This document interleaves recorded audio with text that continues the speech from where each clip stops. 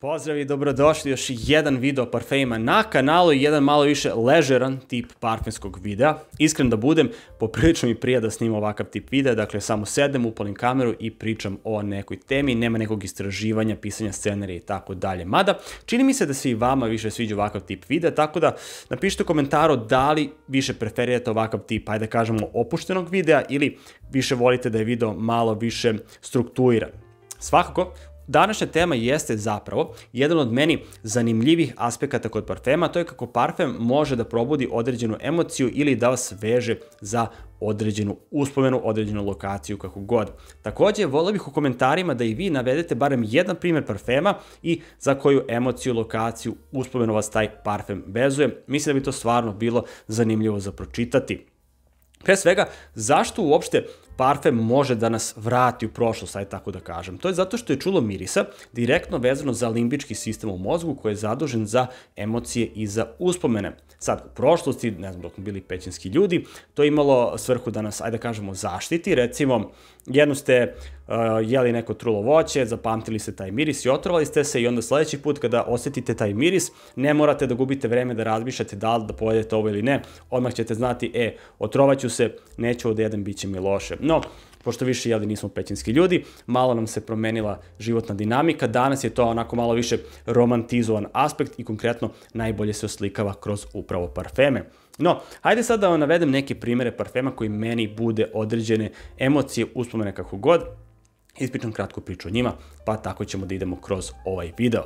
I prvi parfem jeste parfem Brut. Inače, snimio sam pune recenzije za sve parfeme iz ovog videa, tako da ako zanimaju pune recenzije, linkovi se nalaze u opisu ovog videa. Ali da, parfem Brut, dakle, ovaj parfem će me uvek asocirati na srednju školu, zato što sam ovaj parfem isključivo nosio dok sam išao u srednju školu, barem do 4. godine, ali pričat ćemo o tome malo kasnije. I onako, ovaj parfem me veže za neke lepe uspomene iz srednje škole, dakle, ja sam tada mislio da je ovo najbolji parfem na svetu. Danas baš to i ne mislim. Mislim, parfem je poprilično onako staromodan, puderast, nije više moj fazon, ali kažem, tada sam baš mislio da je ovo najlepši miris na svetu, tako da kažem, vezuje me za neke onako zanimljive, lepe uspomene iz moje srednje škole. Međutim, sledeći parfem me vezuje za 4. godinu u srednjoj školi, zato što sam ovaj parfem dobio za moj 18. rođendan. Šta više, bukvalno sam dobio ovaj parfem, dakle, ovu bocu već 11 godina, imam i nikako da je potrošim. A ovaj parfem, ovo je jedan inače predivan, orijentalan miris, jako lep parfem, ali mene konkretno vezuje za taj deo srednje škole pred kraj u 4. godini i za neke, ajde kažemo, ne tako lepe događaje. Dakle, imao sam neka iskustva u 4. godini srednje koje ne pamtim baš onako po najlepšim detaljima. I kad god osetim ovaj parfem, mislim da se razumemo, i dalje ga stavim povremeno, ali nekako ume da probudi te negativne emocije, ta negativna sećanja u meni. Inače sad razmišljam upravo, mislim, pošto je onako sprej poprilično pokvaren na ovoj boci, možda bi stvarno trebao da prebacim tečnost u neku drugu bocu, mislim, ne znam, da se neće pokvariti parfem, ali da, eto. CK1 Shock i Brut će me uvek asocirati na srednju školu, neki malo više pozitivno, odnosno Brut malo više pozitivno, CK1 Shock malo više negativno. E pa, ako me je Brut i CK1 Shock asocirao na srednju školu, Brut više pozitivno, CK1 Shock više negativno, onda me Dior Sauvage Eau de Toilette apsolutno asocira na fakultetske dane. Znači, bukvalno, evo i sada kada osetim ovaj miris, osjećam se kao da sam na fakultetu i da treba da učim za neki kolokvijum. Zašto sam kupio ovaj parfem? Pa, kada sam krenuo na fakultet, krenuo sam malo više da radim na sebi, i između ostalog hteo sam da kupim neki nov parfem. Šta sam uradio? Otišao sam na YouTube, ukucao Best Perfume for Man, izašao mi je naravno Jeremy Fragrance i on je rekao da je Dior Sauvage najbolji parfem za muškarce. Ja sam kupio taj parfem i eto danas snimam i sam o parfemima. Šalu na stranu.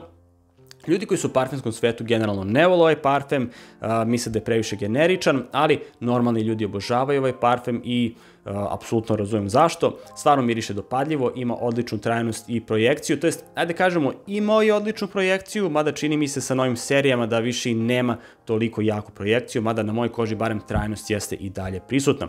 Svakako parfem koji preporučujem svima, ako hoćete neki dopadljiv parfem koji dugo traje i parfem koji će mene uvek vezivati za te prelepe uspomene sa fakulteta, a stvarno ih ima dosta.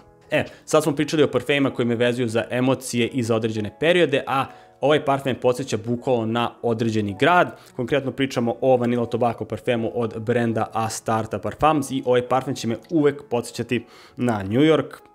Znači, to ne može da se opiše rečima, kad god osetim miris ovog parfema, bukvalno se teleportem u New York. Imate inače i vlogove iz New Yorka i ovaj parfem sam recenzirao u New Yorku, linkovi za te videe su u opisu ovog videa. Inače išao sam u New York sa mojom divnom devojkom Elenom i skoro sam zapravo stavio ovaj parfem na sebe i kada sam ga nosio, Elena je rekla, wow, pa to je New York. Tako da nisam jedini koji ima asocijaciju za New York kada oseti miris ovog parfema. Generalno, parfem je izuzetno dobar. Zapravo, mislim da ovo nikad nisam ispričao u videu barem, ali ovo je jedini parfem koji sam nosio, a da mi je prišla nasumična osoba u javnosti, pohvalila parfem. Konkretno to se desilo kad sam bio u Seattlu, ne u New Yorku, ali svakako nosio sam ovaj parfem i bukvalno su mi prišli na ulici i pitali, oh my god, what is that perfume? It smells so nice. Ali eto, nažalost, Astarta Parfum se tada nije izvozilo u Ameriku, tako da nisam mogu baš da im preporučim, ali sam svakako rekao koji je brand. Bilo kako bilo, kad god dostim ovaj parfem, uvek ću se setiti New Yorka. Sad će neko da napiše u komentarima, jo, Žarko, pa ti si plaćen, ti si se prodao, bla, bla, bla, bla, bla, bla. Prvo, nikad nisam dobio dinar od ovog brenda. Drugo, ovaj parfem svakako više ne može da se kupi, niti će ikad moći da se kupi, tako da, koja je poenta promocije? Treća stvar, to što biste se vi prodali za šaku dinara, ne znači da svako hoće da se proda za šaku dinara. Bukvalno, nikad nisam bio plaćen da ih promovišem, stvarno samo imaju dobre proizvode.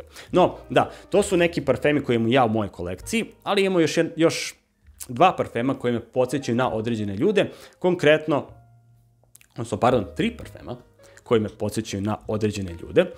Prvi parfem jeste Armani Diamonds, to će mi uvek podsjećati na Elenu, moju devojku.